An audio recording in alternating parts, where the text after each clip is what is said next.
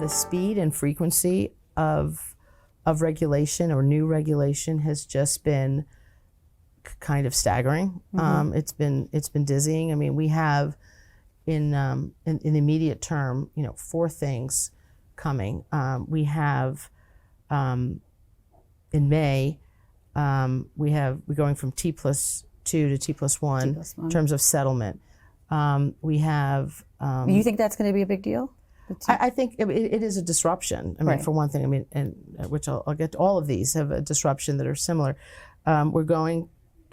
I think it's inevitable. We're going to the 1-minute trade rule. There are new proposals again on best execution, and then as you just mentioned, some changes around supervision as we're now, I think, in a permanent work from home kind of environment. And although I think the spirit of it is very much around increased transparency and perhaps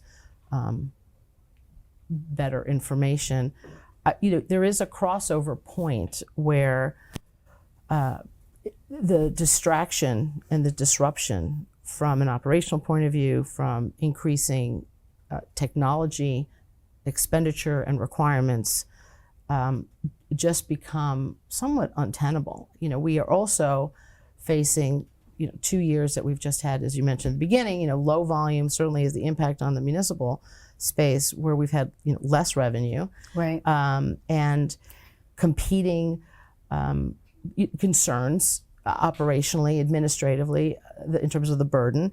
There is, I think, a point where, especially for smaller firms, not only underwriting firms but municipal advisory firms, where the burden and the challenge of maintaining and keeping up with the regulations do have a counterbalancing effect from what the rulemaking is trying to achieve. And not sure that it's really, some of these rules are really accomplishing anything more for the customer, particularly for retail customers, which is, I think, the prominent interest. So I think that we may be reaching a tipping point where it is really maybe even more harmful, as you may start pushing smaller entities out of the it just gets too expensive to do business in this market. It's just too challenging from all of the compliance requirements. And we already are, in our market, have a lot of compliance and regulatory and, tax code. And there's just so many levels of regulatory and other statutory and compliance rules that we have to comply with. There is a point where it's just, you're spending more time on that than actually on business or business execution. So let's talk a little bit more. I mean, that's some of the causes. Let's talk about the state of the industry. Citi fully exiting, UBS leaving the negotiated market. Every week, every other day, I feel we're talking about where some of those folks are landing, and they're moving on to different firms. But what effect is this having overall? Do you see this as a potential growth opportunity? Where does Janney fit? Yeah, where do you fit? Yeah.